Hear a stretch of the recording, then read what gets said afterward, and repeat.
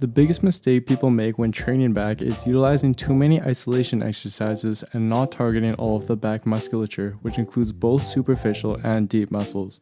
The four main muscles that make up the bulk of the back and the ones we want to focus on developing are the trapezius, which has an upper and lower portion, the rhomboids, which lay deep to the trapezius muscle, the latissimus dorsi or lats, and the erector spinae, which are the lower back muscles. There are also a few smaller muscles that serve an important role, such as the teres muscles and the infraspinatus. We want to focus on these muscles as well, as they will strengthen our shoulder through stabilization and also provide an aesthetic appeal. And when it comes to building a powerful and attractive looking back, I think that most of us want the following: large but not overdeveloped upper traps for thickness, wide strong lats that extend down low to create that elusive V-taper, strong lower traps and rhomboids for mid-back thickness, clear development and separation in the teres major and infraspinatus muscles, and a well-defined Christmas tree structure in the lower back created by the erector spinae. We can achieve these features and train all these muscles by choosing the right exercises to include in our back workouts. In this video, I'm going to go through a back workout consisting of 5 of the best back building exercises based on current scientific literature and our anatomical understanding of the back muscles. Now, before we get started on the exercises, I want to briefly talk about muscle activation. It's important that you have a solid mind-to-muscle connection with your back muscles during each of the back exercises you perform, or else you'll be training the wrong muscles. In fact, one study by Snyder et al. Examined the effect that cueing had on untrained athletes who were performing lat pull-downs. The study found that activation of the lats were significantly higher after coaching than before.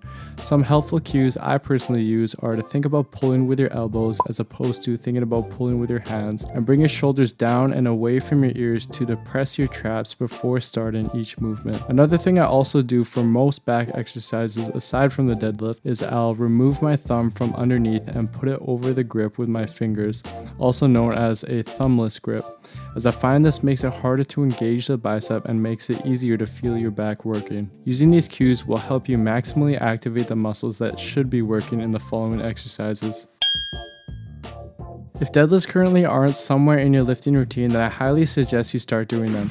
It's a great compound movement to target pretty much all of your upper and lower back muscles, which will add more width and depth to your back and help you get that Christmas tree shape, and it also works several lower body muscles. In addition to the large hormonal response this exercise elicits when compared to isolation exercises, it's also very easy to progressively overload this exercise with weight, given that you're doing the exercise with proper form, which of course is essential. And although I'm not going to explain how to perform the deadlift properly in this video, I highly recommend you do a little bit of research as to the proper way to do them before trying it out. I personally prefer including deadlifts on my back day as opposed to my leg day, and I suggest starting with this exercise first during your workout, as it's a very energy demanding exercise.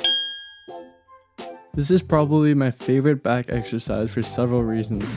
First of all, not only does it work pretty much all of your back musculature like your lats, lower traps, and rhomboids, they also greatly increase the role of your shoulder and scapular stabilizers like the teres muscles and the infraspinatus. And the fact that it's a closed chain exercise, meaning that the hands are held at a fixed anchor point, means that it may result in greater motor unit recruitment, as demonstrated in several studies that compared open chain exercises like lat pull downs with closed chain exercises like the pull-up. Now, as for whether you should do pull-ups or chin-ups, research such as this study by Udis et al. Tends to show that both pull-ups and chin-ups provided equal lat activation. However, this same study showed that the lower traps and infraspinatus had greater activation in the pull-up when compared to the chin-up, whereas the chin-up had greater pectoralis major and biceps brachii activation. Given that we are focusing on maximizing back growth, pull-ups seem like the better option for this reason.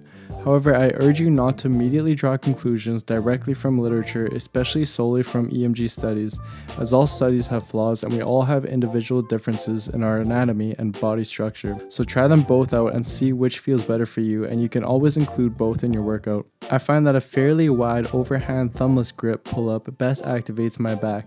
And as for progressive overload, once you can comfortably perform 10 to 12 clean reps of a bodyweight pull-up, I suggest starting to gradually add weight by using a weight belt or holding a dumbbell between your feet in order to continuously get stronger in this exercise. And if you're currently unable to do a pull-up, I suggest using an assisted pull-up machine and focusing on negatives until you build the strength to do bodyweight pull-ups. Next, you want to move on to a horizontal rowing movement.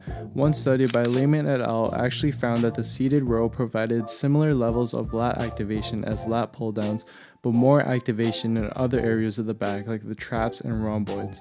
So I definitely suggest you include a rowing type movement into your back routine to hit these other muscles, whether it be T-bar rows, bent over barbell rows, and so on. I prefer this variation of the chest supported row where you put a bench at an incline and pull a weighted bar towards your chest, which works the majority of your back muscles with more emphasis on your mid-back musculature. I prefer this exercise because it minimizes the involvement of my lower back in the movement, which has already gotten a good workout from my deadlifts.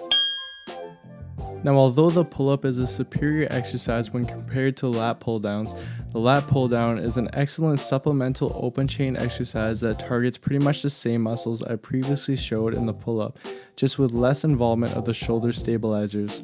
As for the best variations to perform them, in my opinion, overhand middle and wide grip front pull-downs with a slight lean back are likely the best options. Front pull-downs have been shown in numerous studies, such as this one by Barros et al., to be superior in terms of lat activation when compared to other variations like behind the neck pull-downs. And another bonus is it doesn't place your glenohumeral joint in a compromised position as behind the neck pull-downs do, so stick to front pull-downs. As for hand grip, one study by Lusk et al.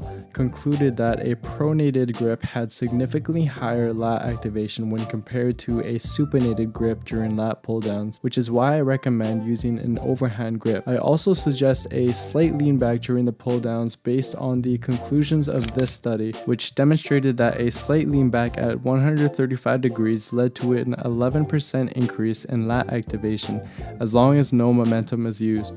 So a slight lean back may be optimal, but you don't want to be swinging every rep. As for grip width, this study by Anderson et al. Examined the activation of various back muscles using 3 different grip widths: narrow, medium, and wide.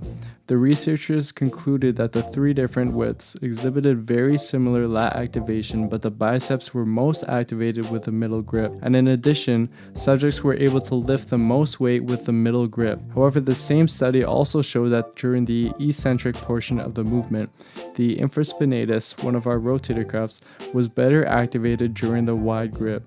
And given that a wider grip will also involve more of your teres major muscle due to its anatomical position and function, I think we can conclude that using a combination of both the middle and wide grip is best in terms of back training, as opposed to just sticking to one grip width.